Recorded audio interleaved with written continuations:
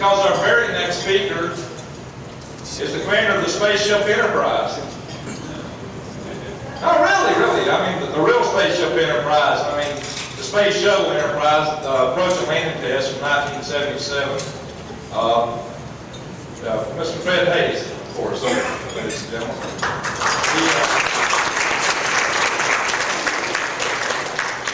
Say a few other words about him. He started out as a pilot at NASA Lewis. That was the beginning of his 20-year career at NASA. And he's known for a little trip on, it got a little interesting on the spaceship known as Apollo 13. So I think he might have something to say about that today. And interesting, actually, he worked and retired from Northrop Grumman. And that's where I actually met him initially. He was the president of the Space Station Support Contract that Grumman had, which later became known as SEEK, Space Station Engineering Integration Contract, wherein we were pulling together and integrating the entire space station program. And it's kind of interesting because my very first paycheck had a signature on it. I thought, golly gee, you know. It was real tempting just to hold on that paycheck, but I didn't want the money. And it just so happens that when that program ended, I wound up going back to Grumman later, and I'll be dang, the next time I got a paycheck from him, it was Fred Haise again, so. But I cashed that one too. Anyway, well, he's certainly been a very dynamic individual, and has contributed a lot to the space program. And he's had, like I said, some very interesting times with his NASA career. And there's going to be a panel discussion, I believe, or a talk after this, led by Cy Liebergott, who was on the consoles when things started getting a little interesting up there. So I urge everyone to go and listen to that talk after this program here today. And Fred is going to be there to keep them honest, so that should make it interesting too. So, ladies and gentlemen, our next speaker, Fred Haise.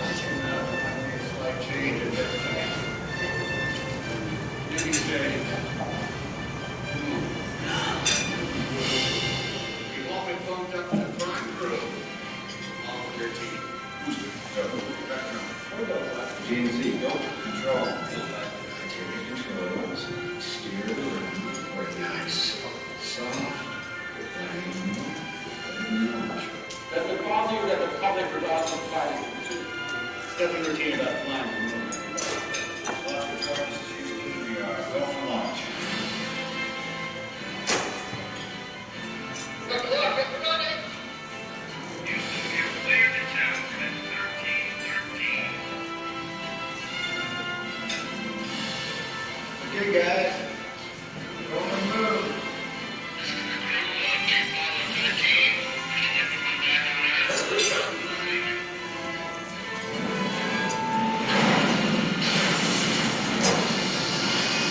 Houston, we have a problem.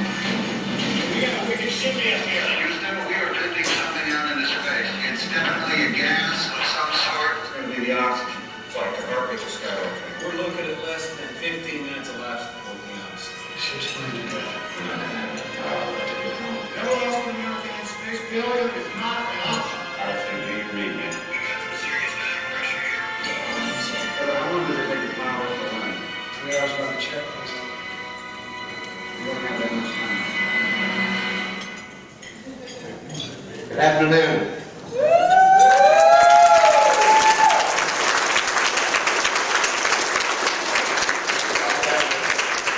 That might set the stage to get everybody awake after lunch here. I hope my voice holds up. At this stage of my life, Friday a week ago, my wife and I got a call to retrieve a granddaughter from school who came down sick, and so I picked up from her what was a cold, I guess, and it's kind of hung on, so I'm having a little trouble with my voice. I hope it'll last through this.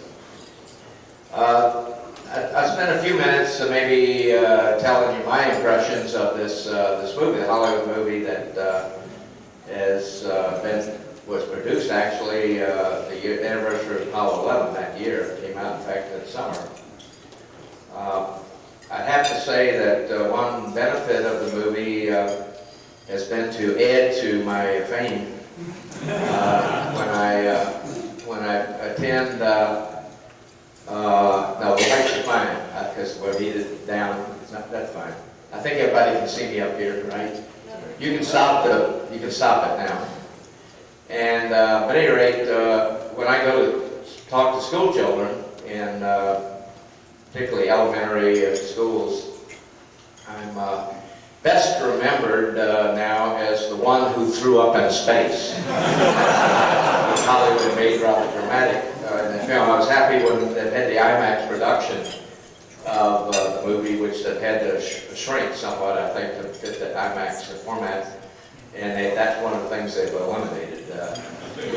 But at any rate, as far as Hollywood movies, I've seen just about all that produced about space, include the Class D movies. Let's see, who's messing with the sound back there? Everything's fine. Okay. No, the lights are fine too, because we've got another segment coming. It's going to have poor lighting, so we're going to need it a little dim to see what's coming. But anyway, I thought they did a very good job if you limit this movie to how it looks to fly a flight. I mean, they did I thought good work. I guess the technicians they hired at the Cosmosphere, some of you toured, were very involved in building artifacts.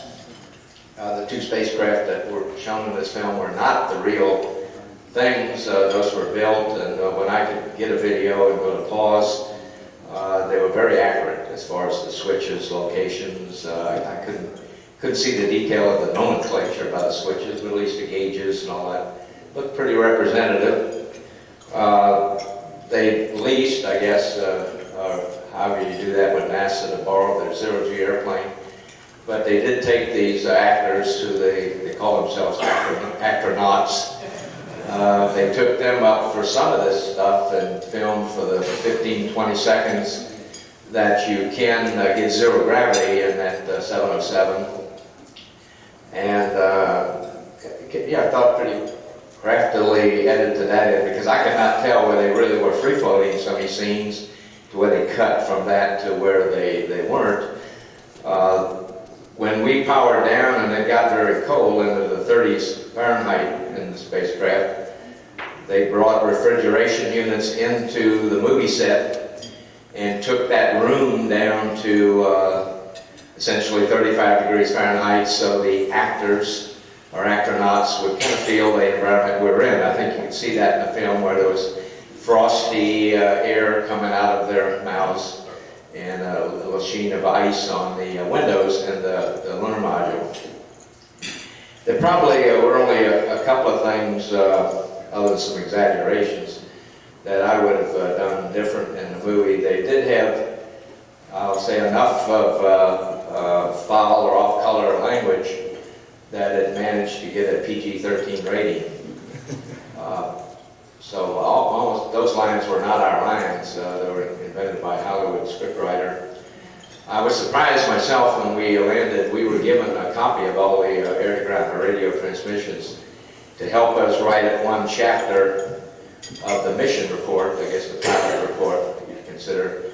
And I think Lovell said "damn" once. I think that was the only, I want to call it vulgar, word spoken by any of us. Not that we might not have slipped, but we didn't.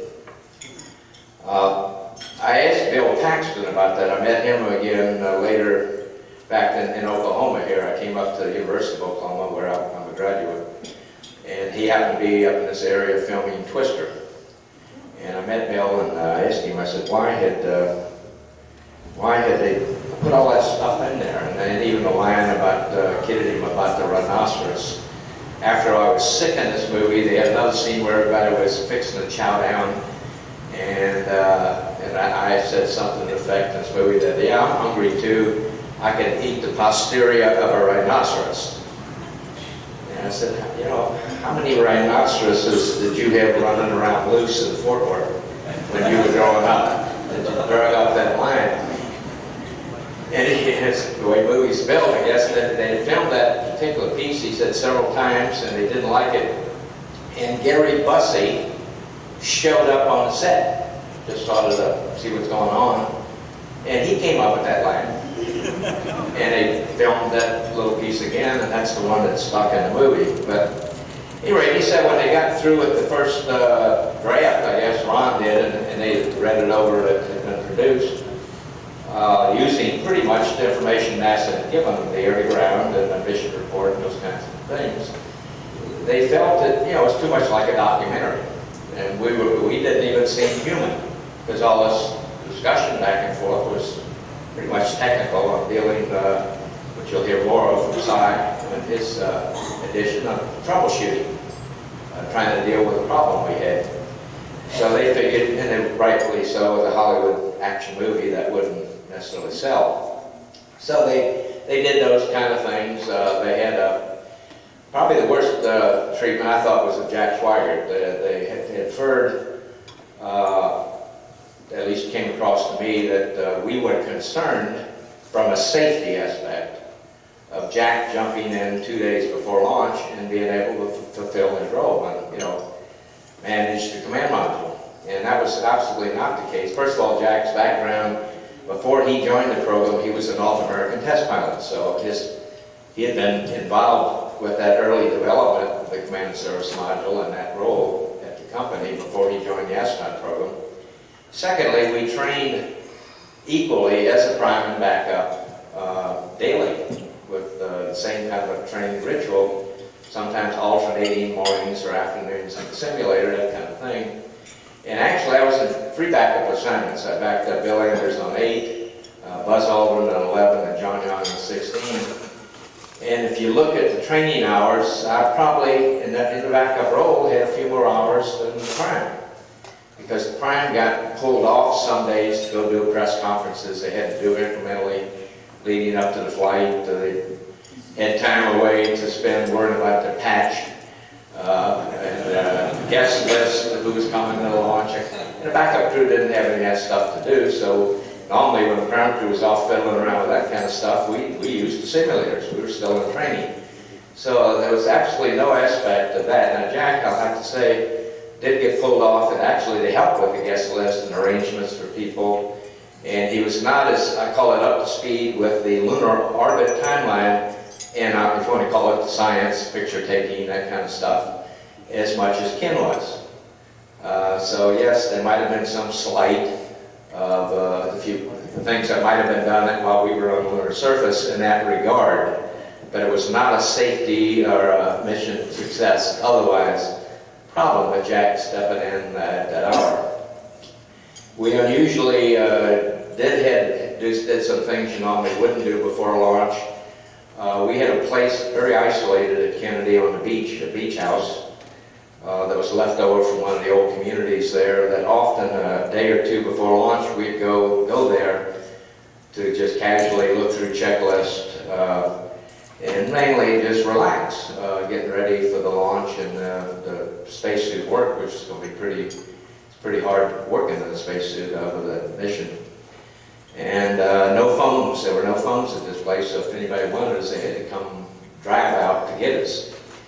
And of course, with this change out, we wanted to go through with Jack the dynamic phases, launch, rendezvous, entry, not that we would do things differently, because we both, prime and backup, use the same books, same checklists to operate from, but we might have said things different in how we keyed each other. So we did it more for that, from that aspect, to make sure the backup crew had developed some different vernacular, a way of saying something than we had. And so we were in simulators till about 8 o'clock the night before launch, which normally we wouldn't have been. It was the other unusual thing. And the other really dumb thing they had in this movie was the one time they had Kevin Bacon claiming mission control had given us this maneuver that now had us coming in too steep and we were going to burn up or something. Well, in truth, number one, we had no navigation on board, any no capability at all. What navigation it was in the command module computer. So we had no way of knowing whether any instructions that way were right, wrong, or different. But most importantly, all the missions that had gone to the moon before us, Apollo 8, Apollo 10, Apollo 11, and Apollo 12, all the mid-course corrections that were utilized had been computed by the ground. That was the solutions that were utilized. So, why all at once would we distrust that the ground had lost how to figure out mid-course corrections? So, they added that in for drama. They had me sicker than I really was.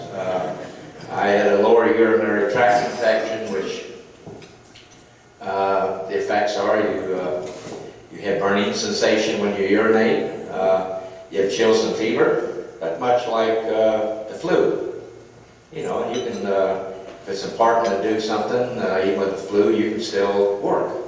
So it really, it wasn't quite as bad as that aspect they portrayed in the movie. But, it's probably a good thing I'm not in the movie business. Because, if you judge a movie, I guess you could say if you were a critic, you would say, well, how many honors, awards? And the movie was up for 9 Academy Awards, which isn't bad.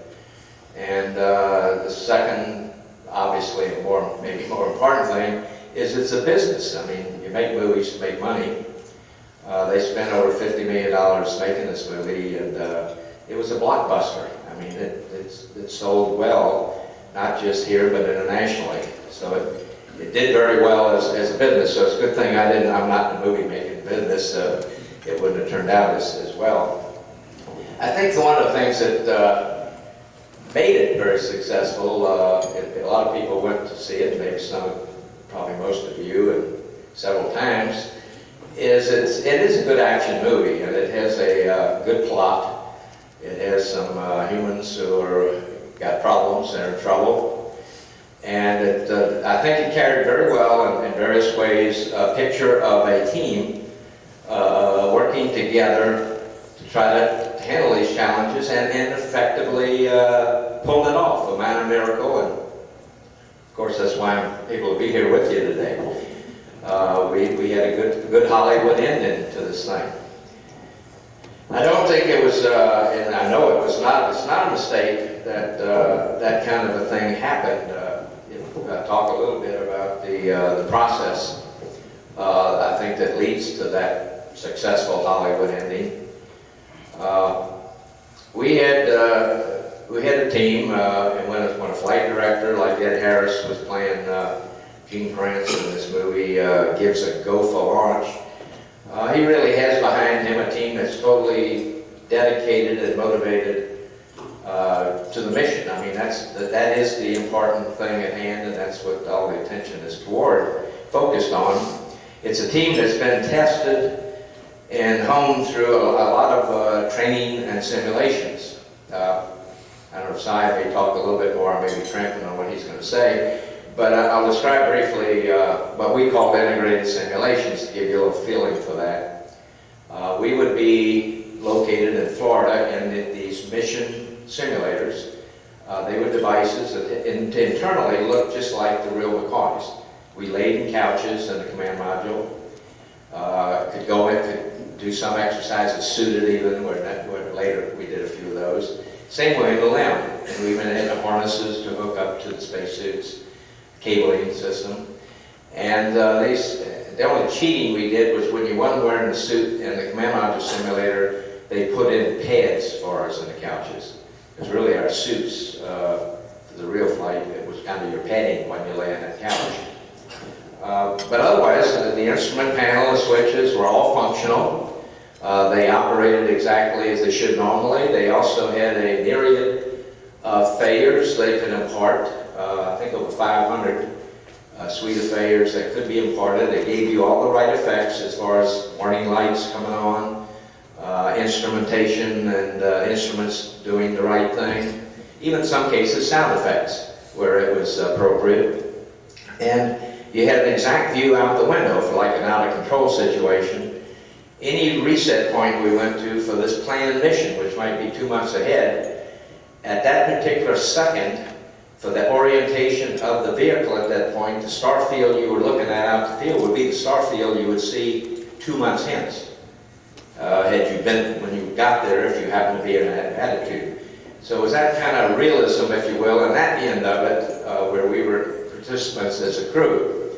There was a data link, if you will, that presented data like on size console or others in mission control, data from instrumentation that they would be receiving from the spacecraft when it was in flight. So everything looked kind of like we weren't at Kennedy, we were airborne. Now, the real thing that made this good training is there was a group, SimSoup, behind the scenes, and I don't know when they were created. I think Gene told me it was back in Gemini days or somewhere they created SimSoup. But this was a group of people that had been selected and were conversant on the knowledgeable about the systems of the vehicles.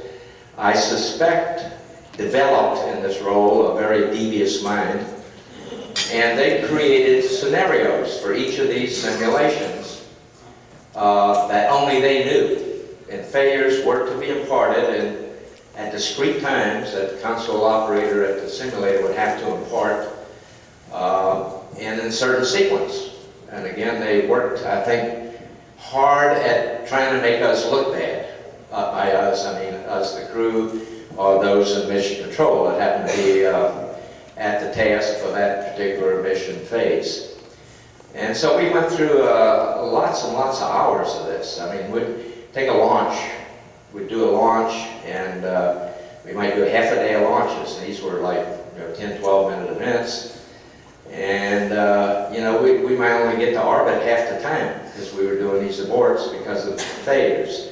Now, after each thing we did like that, like each launch, we would stop and we would critique what had happened and what we had done. Now, very early, and I was involved with Apollo 8 as a backup, for instance, and even Apollo 11, a lot of things still hadn't been figured out, so sometimes we wouldn't have either done the right thing or wouldn't even have known what to do. Those were not left aside. They were formally logged as open items. They offline now. They were worked back through the system, including if necessary back through engineering to the contractors, to end up with a resolution of what we were going to do different. In some cases, maybe add instrumentation to the vehicle, change the vehicle, or it may change our procedures. So that's how rigid the approach was to that kind of training. Now, as you can imagine, as a result of that, you go through hours and hours and hours of that, you get pretty confident. You're really confident in yourself, or you're confident in this team and the leadership. You really do feel, when you're ready to go, that you're going to be able to solve and work anything, a critical failure, in a matter of moments. Now, I'll have to say that Apollo 13 raised the bar a little bit, because it had a failure explosion. It was of an oxygen tank, not a propulsion system. And it was not a failure mode that was not considered. But if you look back to the FMEA's, the failure mean effects analysis, the conclusion on explosions was kind of like, well, there ain't be nobody left around. So, you don't need a plan B for that. So I think that's the circumstances we found ourselves in on Apollo 13. If I can get this thing cranked up again without sound on this cycle I'll narrate it. This happens to be a documentary type of some real flight footage. And the reason the lights are so low is where we shot the onboard stuff. We used a battery-powered Cine camera. And of course, once we powered down, we never had lights on again in either vehicle. We used flashlights where we had to read or write, and depending on sunlight in the window, the right way to shoot pictures. The Saturn V you saw is still the biggest Hummer we've ever flown. If you see, go down to Johnson or Marshall, Huntsville area, Kennedy, you'll see 3 up on the left. Laying on their sides, they're a football field, plus both end zones, plus 3 feet. So that's the size of that thing. We were escorted out to the launch pad by suit techs and Deke Slayton there, coming out in, I think, a bandana shirt on the original 7, and climbed into this, looks pretty fancy, but it really was a milk wagon NASA had bought and painted up, put some benches in it for us to sit on, and gave us some intercom that we could talk to the suit techs on the ride out to the launch pad. It's kind of eerie when you go out there. I've obviously been out to the launch pad many times for testing earlier, and there's hundreds of people up and down that stand, that stack, working. You go out there launch morning, and there's 4 people up there, period, and the 2 suit techs with you. So the 6 people in what's called the closeout crew to get you strapped in and going. So you had to feel that day going out, it really was the real McCoy. This is one of the firing rooms at Kennedy Space Center in the Launch Control Complex. Same rooms, incidentally, Launch Shuttle, although newer equipment and newer people doing that today. The Saturn V, even though it's pretty big, got some big engines there, 5 of them, they produce 1.5 million apiece, so you got 7.5 million pounds of push coming off. It really moves away very slowly. Most people think this might be slow motion. It's not. This is real speed. So you don't really get a big kick in the pants flying Saturn V. The reason being, obviously, the engine's producing even 7.5 million pounds thrust. They got to lift off this vehicle, which weighs over 6 million pounds at the point of liftoff. It accelerates as you're going uphill because it's gulping tons of that propellant and oxidizer out through those engines, so you're getting lighter all the time as you're roaring uphill with the same acceleration. Increasing acceleration because the engine push is the same. So if you remember F equals ma, A equals F over m, and the m is getting smaller. We got to about this vehicle, it shut down the center engine a little early to keep the G level down, and we peaked at about 4.5 Gs on the first stage separation or shutdown, which is probably the most dramatic, was the most dramatic thing for me of launch, was that shutdown and separation, which is very abrupt. As far as the G levels, the shake and vibration, I had experienced as much, if not more, in fighter airplanes. So that part wasn't any big deal. We went around Earth orbit several times to make sure nothing had been damaged in the mothership. The ground could look at things. We did a few tests and committed with its 3rd stage to get it reignited and left Earth orbit, accelerating to 25,000 miles an hour. And at this scene, we're on our way to the moon. Jack Schweigert's flying. He's separated the command and service module, pulled out a couple of 100 feet, turned around, and is trying to put a probe in that dark circle up in the upper right of your picture. That's the upper hatch drogue of the lunar module. He's aiming at this target that's about dead center. It's a little T cruise form, because you can see what happens. That's the window view, and the thing you're trying to dock with disappears as you get in close. So we docked and opened up 2 hatches, one in the command module, one in the lunar module, and effectively had a tunnel to go between the 2 vehicles, and you'll see that in a later scene. This was our 3rd stage, with the lunar module had been removed from that right side where it had been nestled and protected during launch. This was the first mission. The 3rd stage was redirected by the ground by venting to cause it to impact the moon. We had left seismometers on Apollo 11 and 12, so the 3rd stage, in effect, was a minor meteorite impact to give data. Mission control folks, or Si's probably in there somewhere, watching our TV show where we were doing some pretty boring, I suspect, show and tell stuff. We hauled out some equipment that we knew had not been shown on previous missions, and it was only shown in mission control, and networks did not carry that.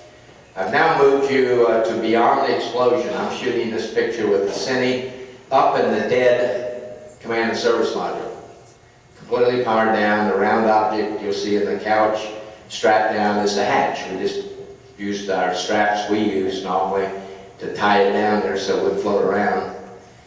And I'm using sunlight through that window to shoot those pictures. Now I'm taking a little tour down through the tunnel, going from the mothership of the command module to the limb, and popping out upside down and horsing around in zero gravity, which after you get used to it is a very nice environment, particularly on the small vehicles. It somehow made them seem larger because you could use all the volume. Kind of in this room, we could have another set of chairs and tables on the ceiling. And now folks in Mission Control are not so just sitting there smiling anymore. The heat was on with a myriad of things to solve and limited time to solve them, because from that explosion in 4 days, well, initially it was like 5 days, but it got shortened to 4 days with one maneuver. We were going to be back for entry, ready or not. So some things even shorter than that had to get worked out. A lot of pressure. I think people on the ground, I'm guessing, even with just catnapping I did, I would suspect some people on the ground got less sleep than I did in flight. Another little, just the scene of Jim rubbing his hands. That's after it had gotten cold. We put on all our spare underwear. I think we had 2 other sets. So we had on 3 sets of cotton underwear under those suits. And Jim and I, Lovell and I, even put on our lunar boots, the things we would have worn over our spacesuits had we landed and walked on the surface. This is a scene of Deke, I guess, holding up for the management crew there the canister that had been devised on the ground. It actually was tested in Building 7 at Johnson, where they have a vacuum chamber with a LIM system, environmental system. And I understand it was tested in there to real time to make sure it worked before that it was shipped up to us. Which again, in the movie, I ripped the selfie, and I was not even involved in that fabrication. I was asleep up in the command module. Jack and Jim did that chore. Showing EKGs. Again, unlike the movie, we did not rip off our EKGs. We couldn't afford the power, so I didn't even have the biomed switch on in the limb. And frankly, in the limb, you only could show biomed for 2 people, not 3. So the movie, there was another dramatization the movie did of ripping off all our biomed. Something I always wanted to do, but we didn't the way the movie portrayed it. There was our little entertainment device Jim was holding. That was a Sony battery-powered tape recorder, which we also had tapes of music we could play. And now a scene back into the interior of the limb. That's Jack back there asleep in the aft section of the limb on top of the ascent engine cover, and someone shot me sleeping here. My arm is tucked in because in zero gravity, if you don't, your arms tend to float and drift up, and that would wake me up, so I always found a way to tuck my arms in somewhere. This man's brand, you notice the technology, a ruler, plot paper, manual plotting. One of these things I think had a slide rule. Anybody here remember slide rule? A few of us. This was a real shocker when we separated the service module. That upper area normally should look as smooth and shiny as that lower section. I was amazed because I thought back to the explosion and it had not seemed that severe. And I think the effect, thinking about it now, is that we were in vacuum. So we did not have the secondary major effect of an explosion down here of a shock wave from the atmosphere of the air we have. So we didn't suffer that, which made things a lot worse. Another little challenge, we ended up through a miscommunication thinking we had to store urine for about a day. And there wasn't any planned means to store urine on board, so we did a lot of kludgeon to fabricate how to do that. Entry was pretty normal in every respect. We had a little rain shower when we first got into the atmosphere when the G started building, because water had built up over the instrument panel and behind the panel, and that fell out on us at the upper end of entry. Remarkably, after the abuse of turning that vehicle off and freezing it for 4 days, when it had never been planned to be done or tested for that, It came alive, we got a platform alignment, and it had the second most accurate splashdown of the program. Only Apollo 10 had, as best I can tell, the splashdown from the ship orientation. We had the second most accurate splashdown of the program. So there's a lot of things going for us on this mission, I think, behind the scenes as well. We made it back to where we originally planned in the South Pacific, where the Iwo Jima, with some trained divers, was there that had been trained for the recovery to retrieve us. For a while, we initially, I guess, were going into the Indian Ocean, and then the second burn we did after passing the moon did a couple of good things. It got 10 hours off the timeline and put us back where we originally planned to be. Picked up in a helicopter. Ron Howard somehow in the movie had that same helicopter, I don't say the same one, but of the same type, and had it painted with number 66 on it. So again, at least some point of accuracies they tried to do in the movie. You can see here I'm walking, and I'm not being carried off. Head stiff-legged, which is a normal effect even for 6 days in space. And I don't know, Si's in there somewhere. I don't know if Si smoked a stogie or not. I guess it was kind of custom to smoke up a cigar after the crew are successfully back on the ground. That's another point of the movie. They had a party in the movie during Apollo 11. We never had parties or celebrations on any mission until the crew were fully, safely recovered. Only then did you break out the stogies. And often, you can kill it now. Often we had a beer bus at various places, one being the Ellington Officers Club. And I heard it was a very low-key, low-level, short celebration after Apollo 13 because everybody was so tired. They didn't feel like getting some sleep. One of the points mentioned the technology that might be of interest to this group is to kind of gauge that for the time we're in. We get the lights up now. I had tried to use one parameter I think most of us can relate to, computer memory. And if you took Mission Control, which had a bank of IBM 36075s, several banks, which would probably span a little more than the width of this room. They were cabinets, about that high, maybe about that wide, about similar deep, with whirring tapes you could see through the window in front.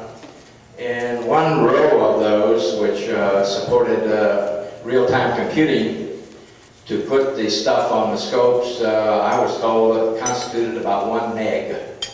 So 1 meg of memory. Behind that were many more rows that gave storage capability of these machines in this room, which also had to be kept pretty cold for reliability. Most people who worked in there wore sweaters or jackets.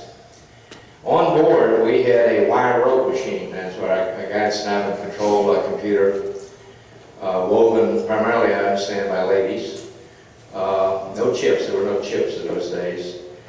And our big command, guidance, and nav computer on board was roughly 1/10 of a meg. So that was the computing power we had to go to the moon. A shuttle got bigger. I flew approach and landing test. I think the computer I flew, IBM 101, it was less than a meg. I flew an Enterprise. They later added double density. I think it got something over a meg for the Columbia, say its early flights. So again, we didn't have anywhere near what is easily available in your watch these days to do what we did. So a lot of things were done manually and most of the system stuff. If I look back, obviously Apollo 13 is something that most people know me for. I'll have to say though, from the standpoint of my overall career, the highlight to me was flying Enterprise. I'll have to explain that. It was obviously maybe not as historical as an event, but you have to consider I'm a pilot. I like flying. I was a test pilot. And I was involved with the shuttle development from day one, literally. I was on the government source board that went through the evaluations to pick Rockwell, evaluated 4 proposals. I was on the integration team with Bass Red. I don't know if anybody here knows Bass. And so I fell apart a shuttle from the birth. I then went to the arbiter office working for Aaron Kahn. I was I want to call it a voting member of the change board. I chaired at times a lower level change board with $1 million authority below the big change board. I led the ops team on every design review through city CDR. And so I really felt more germane a part of the total what shuttle is. Although I kind of arrived at the time we were completing manufacturing and we were in the factory test. So I had nothing to do with conceptual design phase or even preliminary design. So that's kind of my feelings. There was actually more pressure, a lot more pressure when I flew Enterprise. That's the story I tell to kind of give you the feeling of that, not just on me, but the team at Edwards at the time. When Gordo Fullerton and I climbed aboard the day we were going to release Enterprise for the first time from the 747, as we climbed up the ladder to go get into the ejection seats, there were 2 Polaroids on each side of the ladder that had been taped there. And in this picture were 2 figures in blue astronaut flight suits, wearing the kind of helmet we wore, more an airplane type helmet, with an oxygen mask and a visor down, so you couldn't tell who they were. Underneath, these 2 astronaut figures were riding on this big sweeper in a hangar, one of these kinds of clean streets. And the sign underneath this said, "If you follow this up, this is your next job." And I was concerned because, as you maybe don't remember, the program started under Nixon. At this time, we'd already, Carter had come in. He canceled the B-1 program. In spite of being an engineer, although a submariner, Carter didn't seem to have space very high on his agenda. I mean, in fact, probably one of the top 20 of his things he worried about. So we were concerned, and there was no backup for Enterprise. Initially, we started the program, we had 2 Enterprises. We had two vehicles for approach and landing, and very quickly, for cost, one got scratched. So Columbia could not have flown the approach and landing test. So it would set us back several years. So I just look back now at my career in total, but I'll have to say that as far as Apollo 13 goes, I really feel very lucky, very fortunate to have really grown up and grown up at the right time. I ended up in the profession as a pilot and as a researcher test pilot to be qualifiable and get in Apollo program spring up at the right time, so I got to be a part of it, which I met people here who are also involved, and I assume you feel the same way, because it was a very unique program. I mean, to me, it was the engineering and exploration program of the 20th century. So I just feel very fortunate to have been a part of that, and I've been one of 24 people that got a chance to go to the moon. Thank you.